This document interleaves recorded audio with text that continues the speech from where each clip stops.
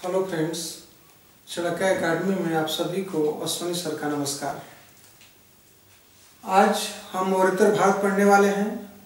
मौर्योत्तर Bharat means मौर्यों के बाद का भारत, जिसकी टाइमिंग 184 BC से 320 AD है।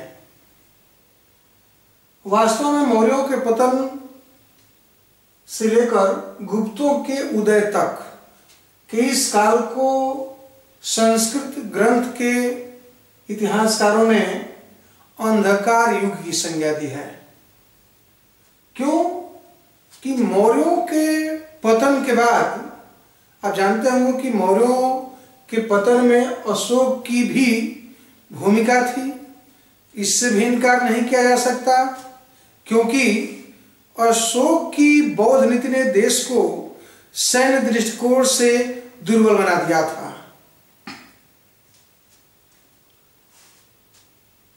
परिणाम क्या निकला कि अधीनस्थ राज्य, जो उसके अधीनस्थ राज्य थे, स्वतंत्र होने लगे और विदेशी आक्रमणकारी भारत का द्वार खटखटाने लगे। इस स्थिति को अशोक के निर्बल उत्तराधिकारी रोकने में असफल रहे। उसी का परिणाम था कि उत्तर भारत में शुंग वंश, कर्ण वंश तथा दक्षिण भारत में सातवाहन वंश का उदय हुआ। ध्यान रखेंगे कि विदेशियों का आक्रमण भी हुआ। वास्तव में यह काल 184 BC से 320 AD तक का काल विदेशी साम्राज्यवादिता का इतिहास रहा है। जब जब केंद्र कमजोर हुआ है, तब तक बाहरी शक्तियों ने आक्रमण करने का प्रयास किया है। और इस बार जो आक्रमण हुआ था वह हिंद, यवन, शक, पहलव और कुषाणों का हुआ और वे भारत में राज्य स्थापित करने में सफल रहे। जो स्थान मौर्य साम्राज्य में मगध का था, और मगध का स्थान क्षेत्रीय ताकतों ने ले लिया, जिनका केंद्र तक्षशिला, साकल, सियालकोट, प्रतिष्ठान यानी कि महाराष्ट्र का पैठण, उज्जैनी तथा विदिशा हो गया था। यद्यपि इस काल को विदेशी साम्राज्यवाद का इतिहास कहा गया है, लेकिन इस काल में भले राजनीतिक रूप से भारत खंडित हुआ, लेकिन सामाजिक, सांस्कृतिक, धार्मिक व आर्थिक दृष्टिकोण से यह काल विकास का काल था।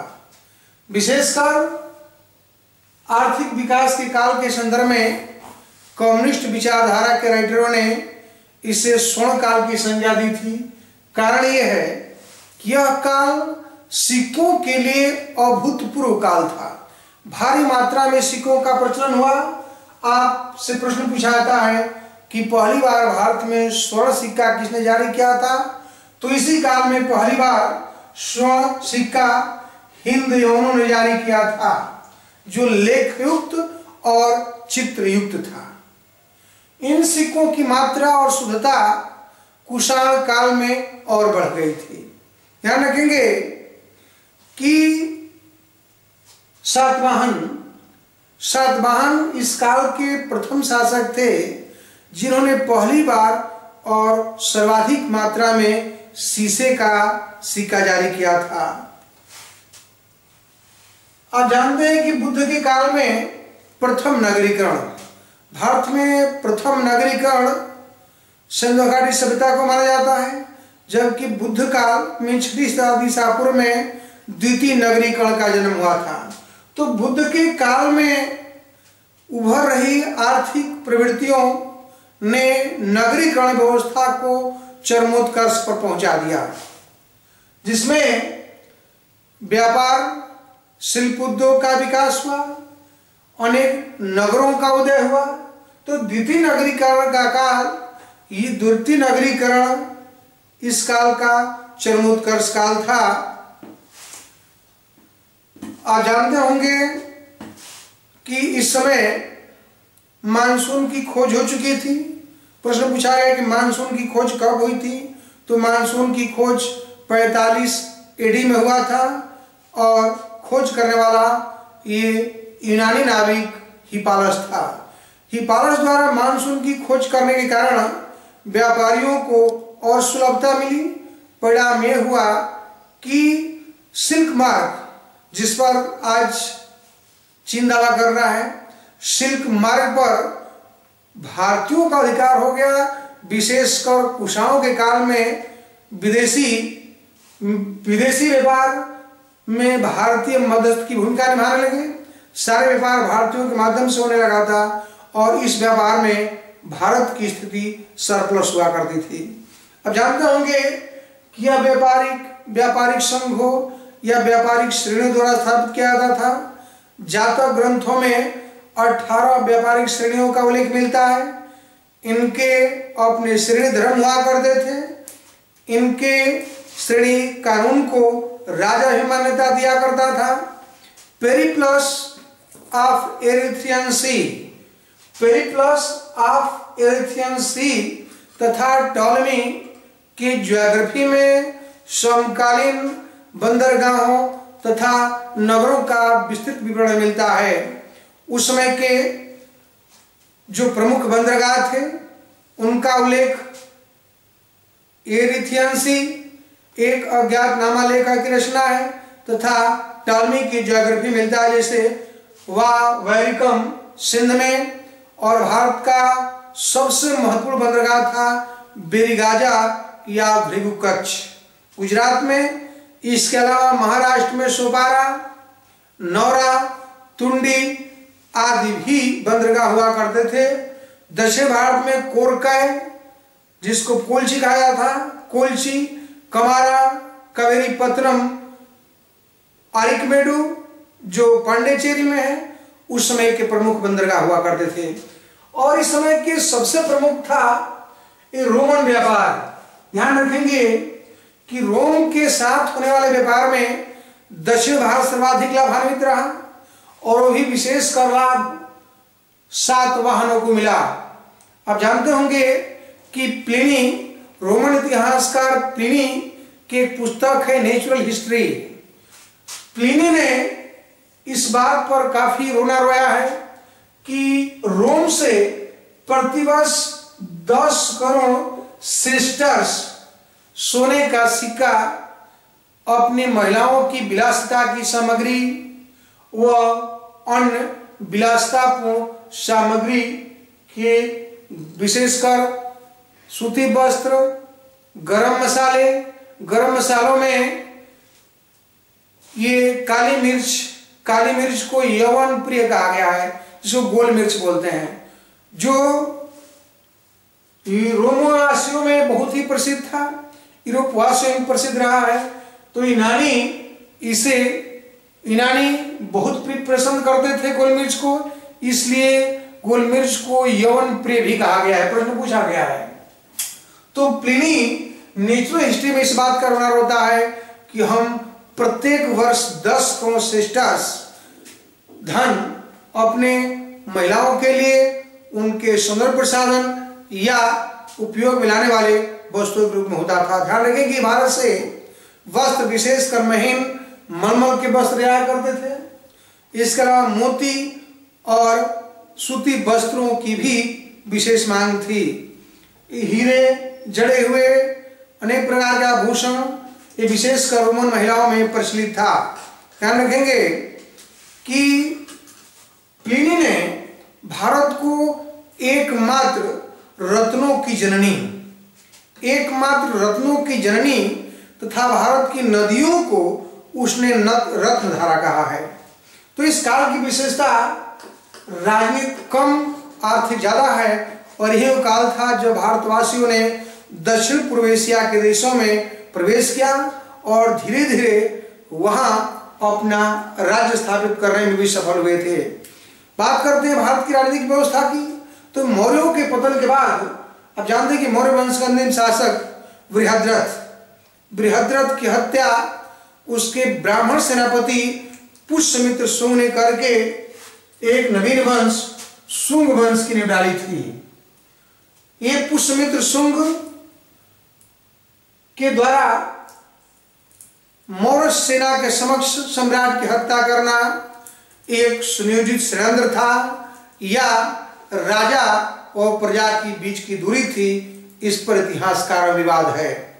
लेकिन इतना सत्य है कि पुष्यमित्र के समय हिंद यूनानी अर्थात यवनों ने आक्रमण किया था, लेकिन पुष्यमित्र के पौत्र अग्निमित्र ने यवन आक्रमणकारियों को पीछे भागने पर मजबूर कर दिया था। मीन्स उन्हें पराजित करके अश्वमेध यज्ञ किया था, और इस अश्वमेध यज्ञ का उल्लेख अयोध्या के धनदेव के अभिलेख में हुआ है। मीन्स अयोध्या अभिलेख ये प्रमाणित करता है कि पुष्यमित्र शुंग ने यवनों को पराजित करके अश्वमेध यज्ञ किया था और वैदिक व्यवस्था को पुनर्जागृत करने का प्रयास किया है। यानी कि इसका काल वैदिक पुनर्जागरण का काल कहा जाता है। आप सभी जानते होंगे कि इसी के पुरोहित थे पतंजलि।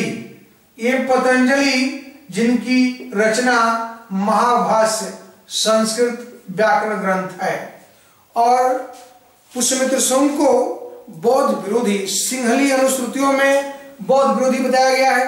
कहा गया है कि पुष्यमित्र शुंग ने अशोक द्वारा निर्मित 84,000 स्तूपों को नष्ट किया। वह सियालकोट में घोषणा किया कि एक बौद्ध भिक्षु के सिर देने वाले को 100 दिनारे दूंगा। यही नहीं, उसने अन्य स्तूपों को गिराया। जब पटना स्थित कुक्कुट राम विहार को गिराने आया, नष्ट करने आया, तो एक भयानक गर्जना हुई और कहा जाता है कि उस गर्जना से डर कर भाग गया। कुछ भी रहा हो, लेकिन ये बौद्ध जो भी मत है इसको बौद्ध विरोधी साबित करने पर तुले हुए हैं। नेक्स्ट, इस वंश में कुल लगभग 10 राजा हुए थे। इसी वंश में राजा थे भागवत, जिसके दरबार में हेलियोडोरस आया था। और हेलियोडोरस की विशेषता यह है कि सीरिया शासक एंटियालकिडस का दूत, हिंदवन शासक एंटियालकिडस का दूत हेलियोडोरस की विशेषता यह है कि इसने विदिशा में गर्म स्तंभ स्थापित करके ये भागवत धर्म स्वीकार कर लिया। ये पहला शासक, पहला विदेशी व्यक्ति था जिसने भारतीय धर्म भागवत धर्म को स्वीकार किया था। इस वंश के अंतिम शासक देवभूति या देवभूमि को उसके ब्राह्मण सेनापति वासुदेव ने हत्या करके एक नवीन वंश कर्ण वंश की नींव डाली। और कर्ण वंश के अंतिम शासक सुशर्मा की हत्या आंध्रभृत या सातवाहन शासक सिमुक सातवाहन वंश का संस्थापक था, जिसके राजधानी प्रतिष्ठान या पैठन वर्तमान के महाराष्ट्र का पैठन थी। इसे अभिलेखों में सातवाहन, किंतु ब्राह्मण ग्रंथों में आंध्रों का नौकर कहा गया है। इसी में एक शासक 17वां शासक राजा हाल हुए थे, जो स्वयं कवि विद्वान थे। उन्होंने स्वयं प्राकृत भाषा में गाथा सप्तशती की रचना की। उसके दरबार में ये गुणाढ़ जो बृहद कथा लिखे थे प्राकृत भाषा में, और सर्ववर्णन दोहराते थे, जिनकी रचना का तंत्र है, जो एक संक्षिप्त ये संस्कृत व्याकरण है। जो नेक्स्ट, गौतमीपुर सातकर्णी एक प्रमुख शासक था, जिसने सब शासक नहपान को हराकर वर्णाश्रम बहुत स्थापित किया। इसके लेखों में अद्वितीय ब्राह्मण कहा गया है। क्षत्रियों का नाश करने वाला, क्षत्रिय द्रव्य मानमर्दन कहा जाता है कि इसके घोड़े 3 समुद्रों का पानी पीते थे। मीन्स अरब सागर, बंगाल की खाड़ी और हिंद महासागर, 3 समुद्र पित्तवाहन कहा गया है। और इसी के पुत्र वाशिष्ठी पुत्र पुलवामी का विवाह कार्दमक वंशी शक नरेश रुद्रदामन की पुत्री से हुआ था। इसका प्रमाण हमें जूनागढ़ अभिलेख से मिलता है। जूनागढ़ अभिलेख इस बात का उल्लेख करता है कि रुद्रदामन ने सातवाहन शासक को 2 बार हराया, किंतु वैवाहिक संबंधों के कारण उसे रिहा कर दिया था। ध्यान रखेंगे कि सातवाहन वंश से पूछा गया है कि सातवाहन वंश यानी कि सातवाहन राज्य की मुख्य खेती क्या थी? तो चावल और कपास। वहां लोहा कहाँ मिलता था? तो वारंगल तथा करीमनगर से लोहा प्राप्त होता था। इसी के साथ मोर्तर भारत का मैं इस फर्स्ट पार्ट को समाप्त कर रहा हूं। सेकेंड पार्ट विदेशी आक्रमण का होगा, इसका हम उल्लेख करेंगे। आप लोग सब्सक्राइब, लाइक कीजिएगा। आपको बहुत बहुत धन्यवाद।